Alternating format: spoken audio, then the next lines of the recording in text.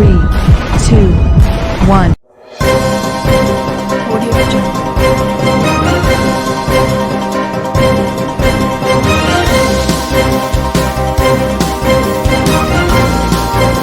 Audio Jungle. Audio Jungle.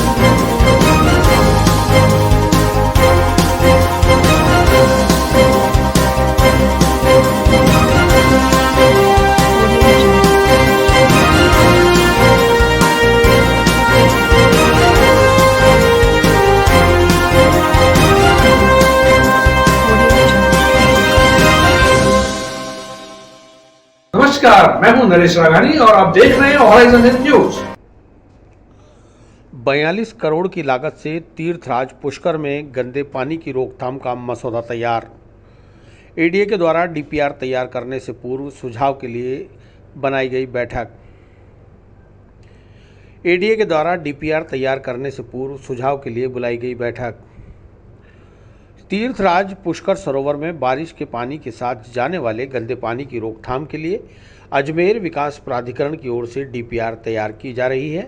इसके लिए गुरुवार को पुष्कर स्थित होटल सरोवर में एक आवश्यक बैठक आयोजित की गई।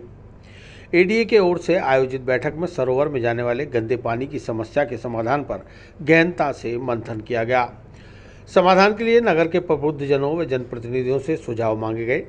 एडीए सचिव किशोर कुमार ने कहा कि मुख्यमंत्री ने बजट 2021-22 में पुष्कर में स्ट्रॉम वाटर की समस्या के समाधान के लिए डीपीआर बनाने की घोषणा की, जिसके बाद स्थानीय जनप्रतिनिधियों, पुरोहितों और आम नागरिकों से विचार विमर्श कर सरोवर में जा रहे गंदे पानी और सीवरेज के पानी की समस्या का समाधान किया जाएगा। इसके लिए 42 करोड़ रुपए की डीपीआर तैयार की जा रही है। उन्होंने बताया कि स्टॉर्म वाटर की समस्या पुष्कर में काफ़ी पुरानी है तथा 1 माह के अंदर इसका प्रोजेक्ट तैयार करके कार्य शुरू करने के पूरे प्रयास किए जाएंगे।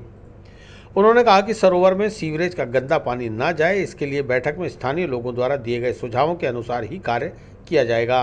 पुष्कर में माननीय मुख्यमंत्री महोदय के द्वारा वर्ष 2021-22 के बजट में यह घोषणा की गई थी कि पुष्कर में स्टॉर्म वाटर के निजात के लिए एक डीपीआर बनाई जाएगी। तो अजमेर विकास प्राधिकरण के द्वारा 42 करोड़ रुपए की एक डीपीआर का निर्माण किया गया है, ताकि जो पुष्कर में स्टॉर्म वाटर की समस्या है बहुत पुराने टाइम से चल रही है, उससे निजात मिल सके। और इसके लिए आज हमने जो यहाँ के स्थानीय जनप्रतिनिधि हैं, नागरिक हैं, प्रबुद्ध व्यक्ति हैं, उनके साथ में एक मीटिंग की और उनके विचार जाने कि किस तरीके से डीपीआर में परिवर्तन करके बहुउपयोगी एक डीपीआर बनाई जाए, ताकि स्टॉर्म वाटर से पुष्कर वासियों को निजात मिल सके। आपका ये कहना ठीक है। यहाँ जो स्थानीय व्यक्तियों ने जो 2 चीज़ें बताई, वो एक तो स्टॉर्म वाटर की थी, साथ में जो सीवरेज लाइन है वो भी अवगत कराया गया कि बहुत पुरानी बनी हुई है, जो आज से 25 साल पहले या 35 साल पहले बनाई गई थी।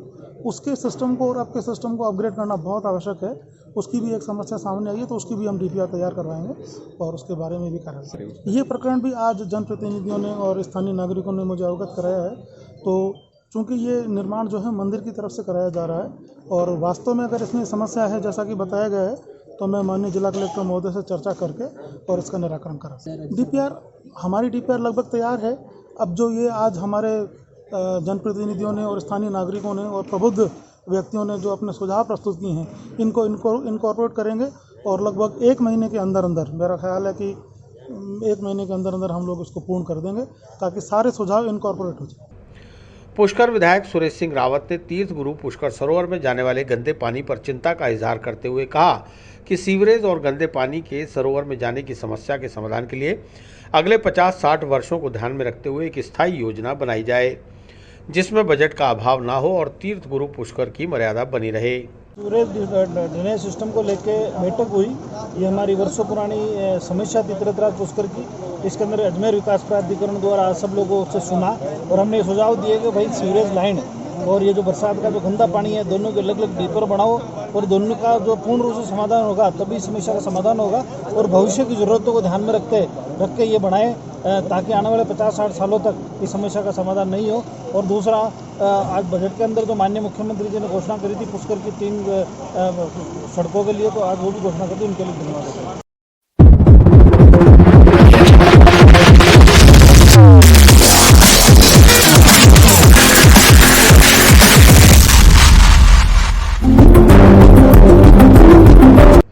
बैठक में पूर्व पालिका अध्यक्ष सूर्य नारायण पारसर, पूर्व पार्षद महेश पारसर, पार्षद रवि बाबा, पूर्व भाजपा मंडल अध्यक्ष ओम प्रकाश पाराशर, बाबूलाल दगदी, सामाजिक कार्यकर्ता अरुण पाराशर, जगदीश कोडिया सहित कई लोगों ने अपने सुझाव दिए। बैठक में एसडीएम सुखाराम पिंडेल, ईओ अभिषेक गहलोत, विधायक सुरेश सिंह रावत, पालिका अध्यक्ष कमल पाठक सहित पुष्कर के जनप्रतिनिधि और गणमान्य लोग मौजूद रहे। नौनकरण का आहता अशोकनगर में रहने वाले गरीब परिवारों को पट्टा दिलाने की मांग। वार्ड 49 की पार्षद लक्ष्मी बुंदेल के नेतृत्व में सभी पात्र परिवारों ने जिला कलेक्टर को सौंपा ज्ञापन। नौनकरण का आहता अशोकनगर के स्थानीय पार्षद लक्ष्मी बुंदेल के नेतृत्व में आए परिवारों ने जिला कलेक्टर को ज्ञापन सौंपकर जल्द से जल्द पट्टे देने की अपील की है।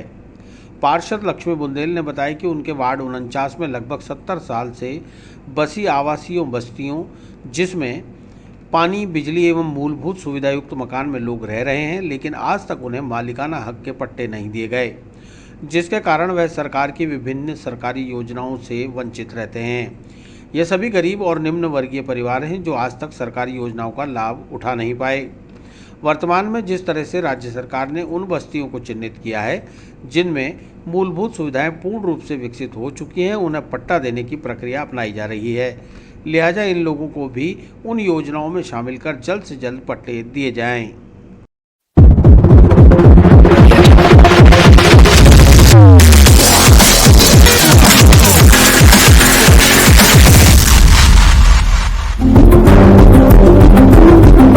में जो लोहार बस्ती, नौनकरण का हाता, झलकारी नगर वगैरह जो सारे एरिया आते हैं ना, वहाँ पर अभी तक भी कोई ज़मीन के मालिक नहीं है। इतने साल हो गए, 70 से 80 साल हो गए, पीढ़ियाँ, सातों पीढ़ियाँ, ये जो मेरी अम्मा आई है ना, इनकी सातों पीढ़ियाँ गुजर गई, लेकिन अभी तक वहाँ पे कोई धड़ोधारी नहीं है।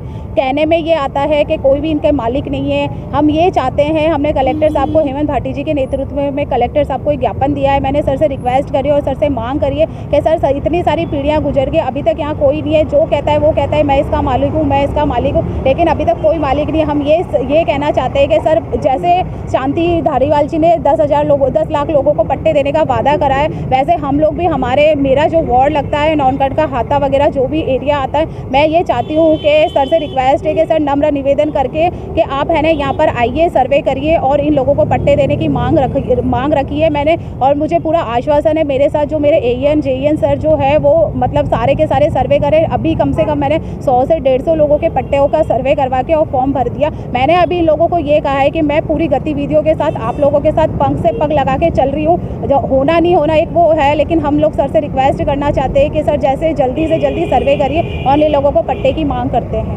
आपको सरकार आपकी है, मंत्री के बीच में आया था, उन्होंने पूरा निरीक्षण किया, उसका नाम था या नहीं था आपसे? सर, मैं अभी जो दैनिक नवज्योति और भास्कर अखबार में कम से कम 1 महीने से ये चल रहा है कि आपको पट्टे देने का वादा किया जा रहा है। सर ने मेरे साथ पूरा सर्वे करा, उसमें कल ही मैंने दैनिक नवज्योति में देखा कि पट्टों का पूरा विवरण हुआ है और मेरा जो नौनकरण का हाता है उसमें भी आया। चाहे वो नगर निगम की ज़मीन हो, चाहे वो ADA की ज़मीन हो, हम तो कलेक्टर साहब से पूरी मांग करते हैं कि इनका कोई भी मालिक नहीं है। आप तो इनको जल्दी से जल्दी पट्टे करवाइए और सर्वे करिए।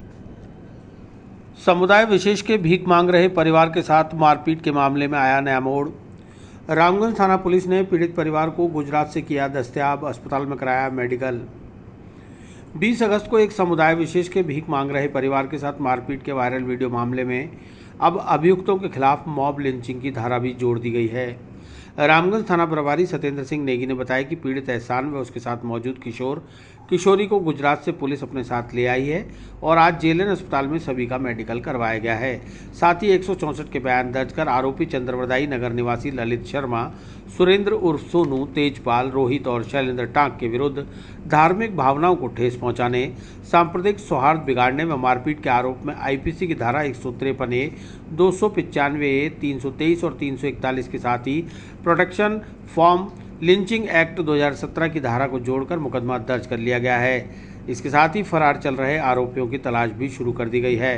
गौरतलब है कि इस कानून में सख्त सजा का प्रावधान है। यह अपराध गैर जमानती है।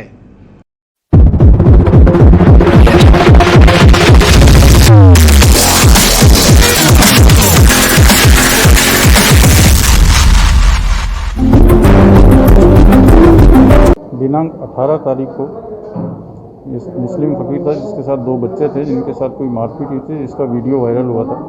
ये वीडियो 20 तारीख को मिला था जिस पर जांच शुरू की गई थी जिसमें घटनास्थल का तो उस समय पता नहीं चला, लेकिन जो अभियुक्त थे जिन्होंने ये वारदात की थी उनके बारे में जानकारी प्राप्त होने पर उनको 151 CRPC में बंद किया गया था। तत्पश्चात जांच के दौरान घटनास्थल चिन्हित कर ASI होशियार सिंह की रिपोर्ट पर इस संबंध में प्रकरण दर्ज किया गया था। चूँकि पीड़ित यहाँ मौजूद नहीं थे, इसलिए उनको तलाश किया गया और तलाश करके आज पीड़ितों को हमने दस्तयाब कर लिया है। इनके प्रकरण में बयान लिए जा चुके हैं। कोर्ट में भी 164 CRPC के बयान करा दिए गए हैं और अब इनका मेडिकल करवा देंगे। प्रकरण में शीघ्र ही आरोपियों को दस्तयाब किया जाकर गिरफ्तारी की जाएगी। प्रकरण जो दर्ज हुआ है वो 341-23, 153 के 295 धार्मिक भावनाओं को आहत करने के संबंध में दर्ज हुआ है। मॉब लिंचिंग की धारा भी इसमें ऐड की गई। तलाश जारी है। अजमेर स्मार्ट सिटी प्रोजेक्ट के तहत बांडी नदी रिवर फ्रंट डेवलपमेंट पर सघन वृक्षारोपण। प्रोजेक्ट मैनेजर व कलेक्टर प्रकाश राज पुरोहित व संभागीय आयुक्त डॉक्टर वीणा प्रधान ने लगाए पौधे। अजमेर स्मार्ट सिटी प्रोजेक्ट के तहत 5 करोड़ 29 लाख की लागत से बांडी नदी रिवर फ्रंट डेवलपमेंट का कार्य किया जा रहा है। इस प्रोजेक्ट को अगस्त 2021 में पूर्ण कर लिए जाने की संभावना है। रिवर फ्रंट डेवलपमेंट के तहत 480 मीटर पुष्कर रोड से आरकेपुरम तक रिवर फ्रंट विकसित किया जा रहा है। साथ ही ज्ञान विहार कॉलोनी से 125 मीटर निर्माण कार्य किया जा रहा है। पर्यावरण को बढ़ावा देने के उद्देश्य से हरियाली विकसित की जाए। इसी कड़ी में शुक्रवार को संभागीय आयुक्त डॉक्टर वीणा प्रधान और स्मार्ट सिटी प्रोजेक्ट मैनेजर व जिला कलेक्टर प्रकाश राज पुरोहित ने विभिन्न समाजसेवी संस्थाओं के पदाधिकारियों व स्थानीय नागरिकों के साथ रिवर फ्रंट के किनारे सघन वृक्षारोपण किया। कई तरह के छायादार, फलदार और फूलदार पौधे लगाकर उनकी देखरेख का जिम्मा तय किया गया। जी मैम। वृक्ष हमें ऑक्सीजन देते हैं और कार्बन डाइऑक्साइड खुद में सोख लेते हैं, इसलिए जितना ज़्यादा वृक्ष लगा सकेंगे उतना हमें अच्छा होगा। कई जगह हमने पौधरोपण किए हैं, कई जगह काम किया गया है। वहीं स्मार्ट सिटी प्रोजेक्ट मैनेजर व जिला कलेक्टर प्रकाश राज पुरोहित ने बताया कि वृक्षारोपण से स्वच्छ पर्यावरण व रिवर फ्रंट डेवलपमेंट से पर्यटन को बढ़ावा मिलेगा। आना सागर लेक फ्रंट डेवलपमेंट के साथ बांडी नदी पर्यटकों को अपनी ओर आकर्षित करेगी। नदी के आसपास प्राकृतिक वातावरण होगा। घूमने और टहलने के लिए स्वस्थ पर्यावरण भी यहां आने वाले लोगों को मिलने लगेगा।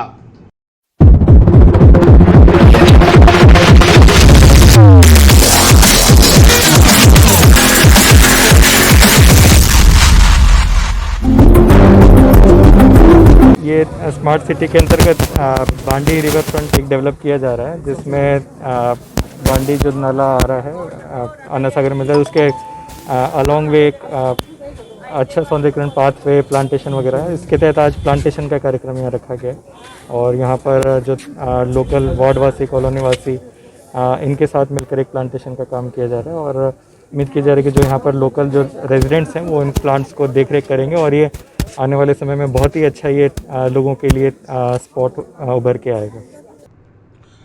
दूध डेयरी की आड़ में आवासीय कॉलोनी में अवरोध बनी चाय की थड़ियों को नगर निगम के दल ने हटाया।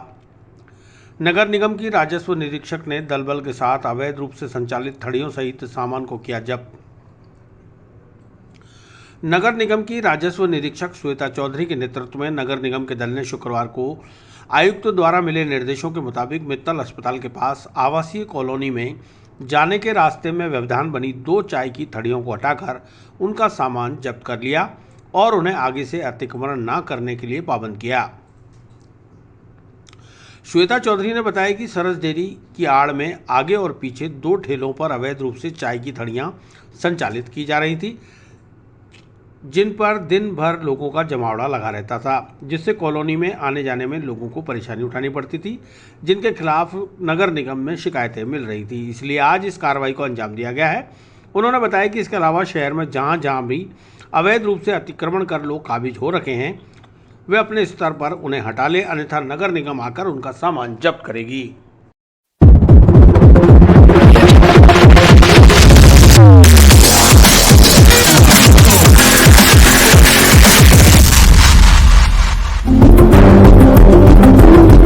मित्तल हॉस्पिटल के इमरजेंसी गेट के इधर की तरफ एक डेयरी लगी हुई है। डेयरी के आगे की तरफ चाय की थड़ी थी और पीछे की तरफ भी चाय की थड़ी थी। वहाँ पर लोगों के द्वारा बैठ करके काफ़ी परेशानियाँ खड़ी की जाती है। तो इधर से एक आवासीय कॉलोनी है, उसका रास्ता जाता है। तो संपर्क पर भी हमारे पास शिकायत आई थी, तो उस पर हमने कार्रवाई करते हुए यहाँ पर जो थड़ियाँ थी चाय की दोनों, उनको हटाया है और अवैध रूप से कई ठेले लगे हुए थे, उन ठेलों को भी हमने जब्त करके निगम कार्यालय में जमा करा। फिर भी अगर ये ठेले लगते हैं तो इन पर सख्त कार्रवाई की जाएगी और इनको उसके बाद में जब्ती से फिर हम उनको वापस, इससे कि जितने भी इससे के जो चल रहे हैं अवैध रूप से ठेले हैं कुछ, उनको भी हमारे द्वारा निरंतर निरीक्षण किया जाता है और निरीक्षण के बाद अनुचित पाए जाने पर उनको हटाने की कार्रवाई।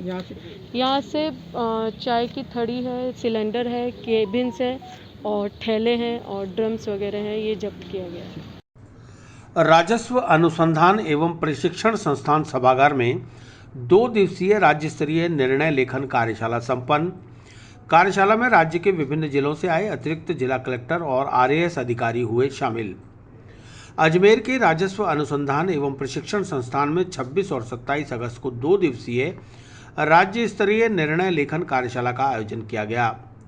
26 अगस्त को कार्यशाला का उद्घाटन राजस्व मंडल अध्यक्ष राजेश्वर सिंह ने किया, तो वहीं 27 अगस्त को प्रदेश के विभिन्न जिलों से आए अतिरिक्त जिला कलेक्टर और आरएएस अधिकारियों को राजस्व अदालतों की महत्ता के विषय में विषय विशेषज्ञों ने प्रशिक्षण दिया।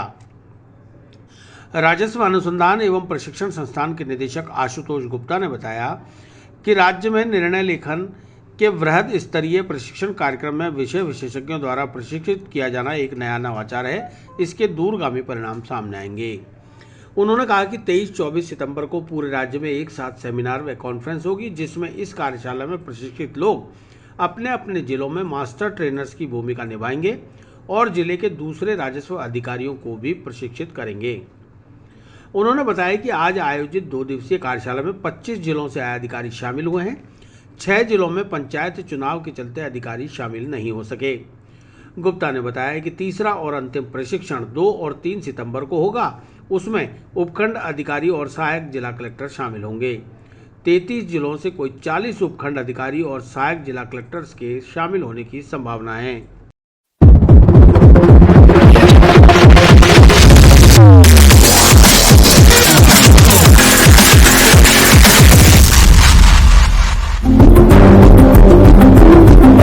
देखिए, राजस्व मंडल अध्यक्ष महोदय के कार्यभार ग्रहण करने के उपरांत उन्होंने ये अनुभव किया कि जो हमारे अधीनस्थ राजस्व न्यायालय हैं उनमें एक तो जो केसेस हैं, राजस्व जो हमारे प्रकरण हैं, उनकी पेंडेंसी बहुत ज़्यादा है। लगभग सभी जो हमारे 500 के करीब जो राजस्व न्यायालय हैं उनमें लगभग 4.5 लाख के करीब तो अधीनस्थ न्यायालयों में केसेस पेंडिंग है और उसके अलावा लगभग 60 से 70 हज़ार केसेस जो हैं वो हमारे राजस्व मंडल में ही लंबित हैं।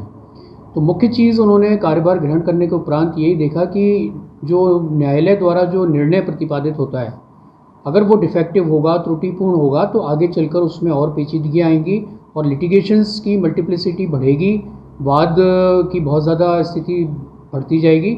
और इसीलिए उन्होंने आते ही ये कहा कि त्रिस्तरीय एक प्रशिक्षण कार्यक्रम आयोजित करें, जिसमें प्रथम चरण में जो राजस्व अपील अधिकारी हैं, अतिरिक्त संभागीय आयुक्त हैं, दूसरे चरण में जो अभी चल रहा है वर्तमान में उसमें अतिरिक्त जिला कलेक्टर, और तीसरे और अंतिम चरण में 2 और 3 सितंबर को उपखंड अधिकारी तथा सहायक कलेक्टरों का प्रशिक्षण आयोजित किया गया है। ये मुख्य रूप से जो प्रशिक्षण है वो निर्णय लेखन को लेकर है।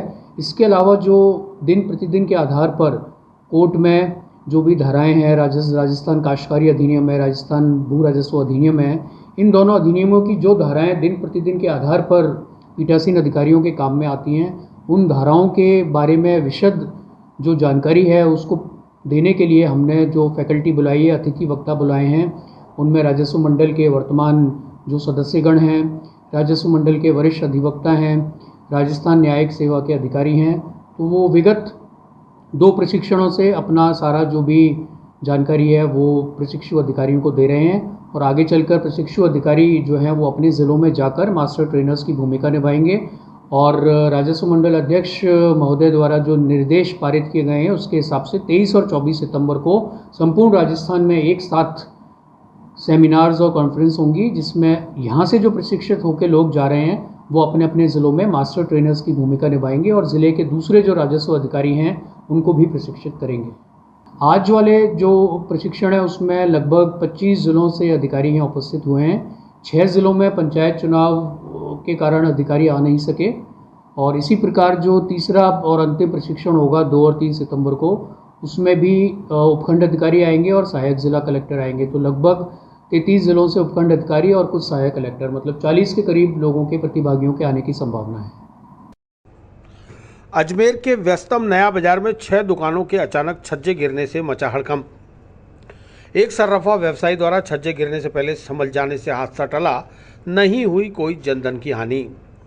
शुक्रवार दोपहर 1 से 1:30 बजे के बीच सर्राफा व्यवसायी नरेंद्र कुमार डीडवानिया जैसे ही खाना खाकर दुकान पर पहुंचे, उन्हें ऊपर छज्जे से कुछ पत्थर गिरते हुए नजर आए। तत्काल उन्होंने भांप लिया कि छज्जा गिरने वाला है। उन्होंने अपने नौकर को काउंटर अंदर करने और आसपास के व्यापारियों को एकदम सावचेत कर दिया। इसके 10 मिनट के भीतर अचानक 6 दुकानों के छज्जे भर-भराकर ढह गए। गनीमत रही कि पहले से ही सावधान कर दिए जाने से लोग संभल गए, अन्यथा दुकानों पर ग्राहक भी थे। इससे जनधन की बड़ी हानि हो सकती थी। प्रत्यक्षदर्शी नरेंद्र कुमार डीडवानिया ने मामले की विस्तृत जानकारी देते हुए बताया, ये साहब करीबन 1 बजे 1:15 बजे की बात है। मैं खाना खा के दुकान आके बैठा ही था कि अचानक मुझे नज़र पड़ी ऊपर की तरफ कि ये चौड़ा हो रहा है छज्जा चौड़ा हो रहा है। तो पहले थोड़ा छोटा सा बाटा गिरा नीचे, मैंने ये क्या हुआ, फिर नज़र पड़ी तो दूसरा बाटा गिरा। तो गिरते में एकदम संभला, तो मैंने आदमी को बुलाया, दुकान के आदमी को मैंने कहा पहले शोकेस अंदर रखो, सामान अंदर रखो और पहले फटाफट बाहर निकलो। मैं बाहर निकल के आते ही फटाफट बाटे निकलने चालू हो गए थे नीचे अमूसा भंडार के। तो उसके बाद क्या हुआ, फिर पास वाली दुकान के कुबेर के निकलने लग गए थे। तो ये करीब 10 मिनट के अंदर सारा माल नीचे आके गिर गया। जो आप देख रहे हो कंडीशन ये सब 10 मिनट के अंदर सारा काम हो गया। अगर मैं 10 मिनट लेट हो जाता तो इसके अंदर जान नानी होने की पूरी संभावना थी। इसमें खाली एक आर्थिक नुकसान होकर रहेगा जो आदमी वहन कर सकता है। इसकी कोई तकलीफ वाली चिंता वाली बात नहीं है जी। ये करीबन हमें 6 दुकानों के आसपास के सब छज्जे गिर रहे हैं सब। ये नगर निगम तो नहीं बनाएगी, बना तो हमको ही है। ये हम इसको मालिक तो हम ही नहीं, दुकानदार के मतलब इस चीज़ के। तो दुकान तो हमको बनाने, नगर निगम परमिशन दे दी है कि आप इसको ठीक करवा के काम में लो, आपको दिक्कत नहीं, हमारी तरफ से ऑब्जेक्शन नहीं आएगा, आपको कोई रुकावट नहीं आएगी, आप आराम से अपने छज्जे बना सकते हो। इसके अलावा कोई नया निर्माण नहीं होगा, मैंने सब छज्जे का काम होगा, इसके अलावा और कोई काम नहीं किया जाएगा इसके अंदर। नहीं, दुकान में कोई नुकसान सब बाहर का हुआ है खाली, क्या सोफे वगैरह सब समय रहते हुए अंदर रखने की वजह से भारी नुकसान से बच गए हम। वहीं ड्यूटी पर तैनात सदर कोतवाली थाने के सब इंस्पेक्टर देवाराम भी तत्काल सूचना मिलते ही घटनास्थल पर पहुंच गए और टाटा पावर व नगर निगम को सूचना दी। तत्काल ही टाटा पावर के कर्मचारियों ने बिजली बंद कर दी। मौके पर सभी सुरक्षित हैं, किसी प्रकार की कोई जनधन की हानि नहीं हुई है। ड्यूटी पे था, मुझे सूचना मिली कि नया बाजार पशु चिकित्सालय के पास कोई दुकानों की छज्जे गिर रहे हैं। जिस इत्तला पर मौके पे आया, मौके पे आके देखा तो कुछ 2-4 दुकानों के सामने मलबा गिरा हुआ था और जिसको देख के आशंका के आधार पर दुकानदारों को बाहर किया गया और थोड़ी देर बाद काफ़ी ढेर सारा मलबा गिर गया। उसके बाद और भी गिरने की संभावना है, जिसको देखते हुए नगर निगम उड़नदस्ता को मौके पे बुलाया गया और टाटा पावर हाउस और बिजली वालों को मौके पे बुलाया गया है। राहत कार्य जारी है। वर्तमान में किसी प्रकार की जनधन हानि नहीं हुई है, केवल छज्जे गिरे हैं और गिरने की संभावना है। नहीं, कोई ग्राहक नहीं है, नहीं, कोई ग्राहक नहीं है। दूसरी अड़ोस पड़ोस की दुकान जिनके छज्जे अलग हैं, उनके ग्राहक बैठे रहेंगे तो कहाँ जाएंगे। पार्षद अशोक मुदगल, पार्षद प्रतिनिधि लवलेश बंसल, व्यापार संघ के प्रवक्ता कमल गंगवाल सहित कई जनप्रतिनिधि और व्यापारियों ने राहत कार्यों में सहयोग किया। नगर निगम के अधिशासी अभियंता नाहर सिंह ने व्यापारियों को अपने स्तर पर दुकानों और छज्जों की मरम्मत कराने की अनुमति दी है। इसमें नगर निगम कोई हस्तक्षेप नहीं करेगा। गौरतलब है कि नया बाजार में पशु चिकित्सालय के आसपास सभी दुकानें नगर निगम के द्वारा व्यापारियों को लीज पर दी हुई हैं, जिनका लंबे समय से मामला अदालत में लंबित है।